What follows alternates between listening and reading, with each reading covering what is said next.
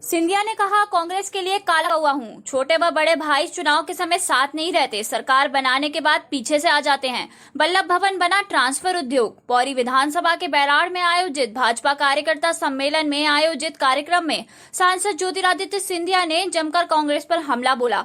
कहा कि कांग्रेस कहती है कि सुरेश गद्दार है, मैं गद्दार हूं। झूठ बोले कौवा काटे, इन काले कौवों से डरियो। कांग्रेस के लिए सिंधिया काला कौवा है। किसानों से, युवाओं से, सबसे झूठ बोलकर सरकार बने। बड़े मियां व छोटे मियां की जोड़ी चुनाव में साथ नहीं दिखती, लेकिन सरकार ने साथ देखी है।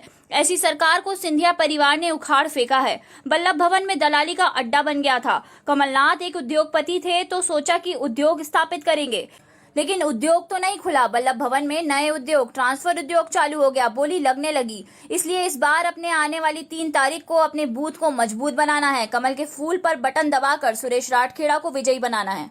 की सरकार थी, उस समय छत्तीसगढ़ और मध्य प्रदेश एक होता था।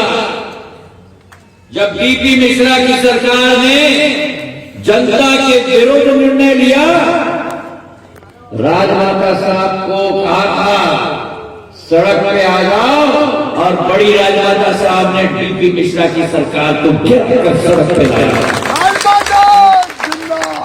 और ये लोग भूल गए कि भाई खून ज्योतिरादित्य सिंधिया का है। अगर किसानों के साथ गद्दारी की, नौजवानों के साथ गद्दारी की, महिलाओं के साथ गद्दारी की, बोलिए चप्पल संभाल तो बेइज्जत किया, तो ज्योतिरादित्य सिंधिया भूल चुके। तो ये चुनाव सुरेश धाकड़ का नहीं है, ये चुनाव सुरेश धाकड़ का नहीं है।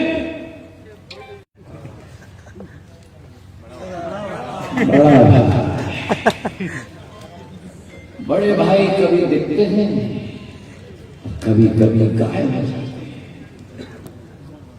चुनाव आता है तो गायब हो जाते हैं, और सरकार आती है तो पीछे से पकड़ के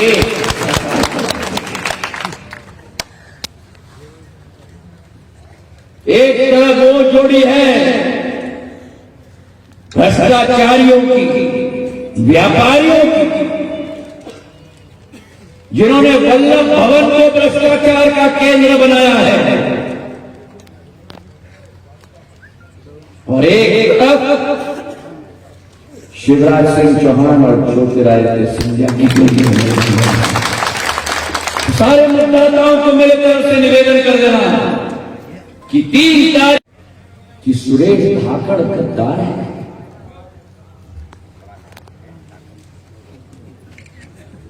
गद्दार है नहीं करता है महाराज।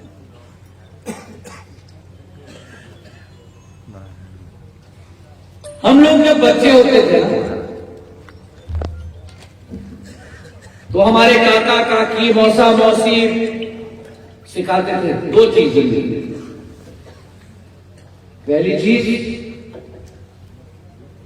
झूठ बोले,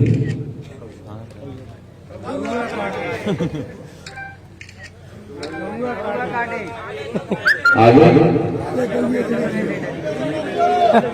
काले कौवे से डरियो, काला कौवा ज्योतिरादित्य सिंधिया है।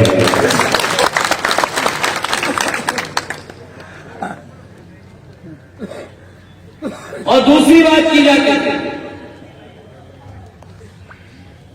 कि अगर बचपन में कोई गलती हुई, व्यक्ति जननेता होने के आधार पर अपनी जनता के लिए, जनता के साथ जो गद्दारी की गई, जनता के साथ जो विकास और प्रगति का छलावा किया गया, मैं आपसे पूछना चाहता हूं,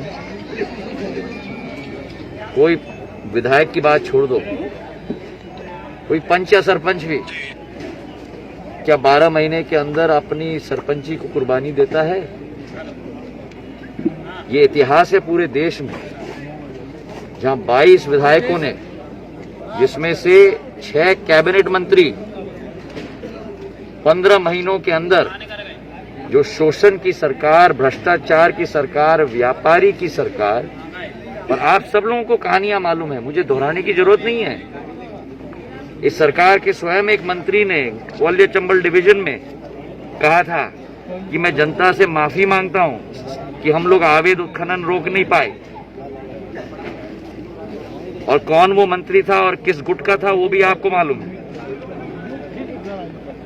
इस सरकार का दूसरा मंत्री मालवा क्षेत्र का सीधा सीधा आरोप लगाता है कांग्रेस के दूसरे बड़े नेताओं पर कि औद्योगिक धंधा चल रहा है यहाँ, ट्रांसफर का, दारू का, अनेक चीजों का। ये मैंने नहीं कहा, ना मेरे विधायकों ने कहा। और जो शोषण की सरकार, जो आप लोग अच्छी तरह से वाकिफ थे, ट्रांसफरों पे, उद्योग पर, व्यापार पर, शराब पर धंधा बना दिया था वल्लभ भवन। और जब कहा गया कि विकास और प्रगति की नीतियों पर दरवाजा बंद किया जाता है, तो उस सरकार पर दरवाजा बंद करना ज्योतिरादित्य सिंधिया का फर्ज है। भाजपा की